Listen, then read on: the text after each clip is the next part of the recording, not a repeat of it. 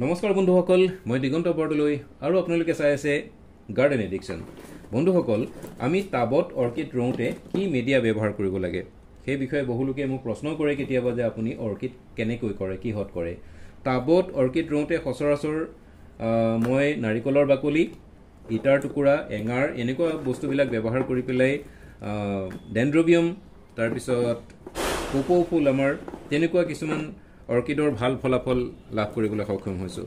কিন্তু ফেলানপচিছ অৰ্কিড এই নাৰিকলৰ বাকলি বা এনেকুৱা ধৰণৰ মিডিয়া ব্যৱহাৰ কৰিলে তাৰ পৰা মই ভাল ফলাফল লাভ কৰিবলৈ সক্ষম হোৱা নাই। ফেলানপচিছ অৰ্কিডৰ কাৰণে মই সদায় ব্যৱহাৰ কৰি আহিছোঁ এইটো।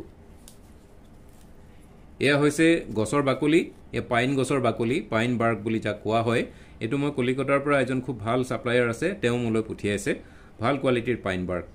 আৰু এই পাইন বাৰ্ক ব্যৱহাৰ কৰাৰ আগত এইখিনি আচলতে এনেকুৱা ডাঙৰ ডাঙৰ টুকুৰা, তেওঁ ইমান চাইজত 2 ইঞ্চি 2.5 ইঞ্চি চাইজত টুকুৰাবিলাক কাটিছে।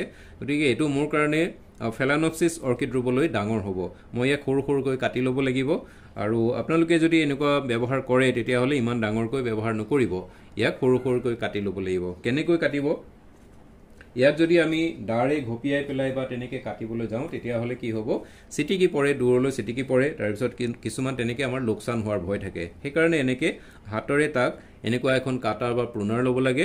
আৰু এটা বস্তু ব্যৱহাৰ কৰিব পাৰি কাটিবৰ কাৰণে, সেইটো হৈছে এই যে চুপাৰি কটা চৰ্টা থাকে, চুপাৰি কটা চৰ্টা বুলি কয়, সেই চৰ্টাত কাটিবলৈ সুবিধা হয়। তাত এনেকৈ হাতেৰে টিপা মাৰি ধৰিব পাৰি, বা যদি চৰ্টা নাথাকে তেতিয়াহ'লে এনেকুৱা প্ৰুনাৰ এখন চবৰে থাকেই, আৰু প্ৰায় এনেকুৱা এখন ল'লেই হয়। আৰু এই এনেকুৱা চাইজত আমি এনেকৈ লৈ হাতেৰে টিপা মাৰি ধৰিলেই ইয়াত ধুনীয়াকৈ কাটিব পাৰি, আৰু চিটিকিও নপৰে আৰু অনিষ্ট হোৱাৰ ভয় নাথাকে। এনেকৈ এইটো চাইজত টুকুৰাবিলাক কৰিব লাগে। প্ৰায় 1/2 ইঞ্চি চাইজত কাটি ল'লে হয়। 2 চেণ্টিমিটাৰমান চাইজত এনেকৈ টুকুৰাবিলাক কাটি লৈ পেলাই আমি তাক ফেলানপচিছ অৰ্কিড ৰুবৰ কাৰণে প্ৰস্তুত কৰিব পাৰোঁ। এনেকৈ কাটি লোৱাৰ পিছত কিন্তু ডাইৰেক্ট অৰ্কিড তাত ৰুব নালাগে, কিয়নো ইয়াত শোধন কৰা হোৱা নাই।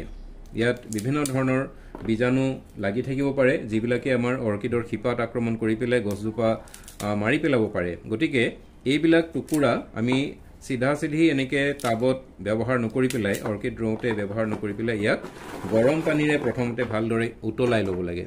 গৰম পানীৰে উতলাই তাক আকৌ ভালকৈ কাঢ়া ৰ'দত শুকুৱাই তাৰ পিছতহে আমি ইয়াক অৰ্কিড ৰুবলৈ ব্যৱহাৰ কৰিব পাৰোঁ। তেতিয়া ইয়াৰ পৰা গছজোপাৰ অনিষ্ট হোৱাৰ, বিশেষকৈ ইয়াৰ পৰা ফাংগাছ বা অন্যান্য কিবা কিবি বীজাণু ইয়াত লাগি থকাৰ ভয় নাথাকে। ইয়াক প্ৰথমতে শোধন কৰি পেলাই তাৰ পিছতহে আমি পটত অৰ্কিড ৰোওঁতে ইয়াক ব্যৱহাৰ কৰিব লাগে।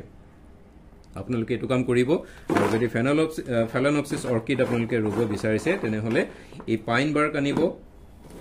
আপোনালোকে যদি বিচাৰে, মই য'ৰ পৰা কিনিছোঁ তেওঁৰ কণ্টেক্ট নম্বৰ বা যোগাযোগৰ সবিশেষ মই আপোনালোকক কমেণ্ট বক্সত, আপোনালোকে যোনে বিচাৰে মোক ক'ব, মই তাত দি দিম, কমেণ্ট বক্সত দি দিম। আপোনালোকে খালি ক'ব যে আপোনালোকক এনেকুৱা পাইন বাৰ্ক লাগে বা যোগাযোগৰ কাৰণে সুবিধা হোৱাকৈ, আপোনালোকৰ যাতে সুবিধা হয়, মই য'ৰ পৰা আনিছোঁ তেওঁৰ যোগাযোগৰ ডিটেইলছখিনি মই আপোনালোকক দি দিম। খালি মোক এটা কমেণ্ট কৰিবলৈ নাপাহৰিব।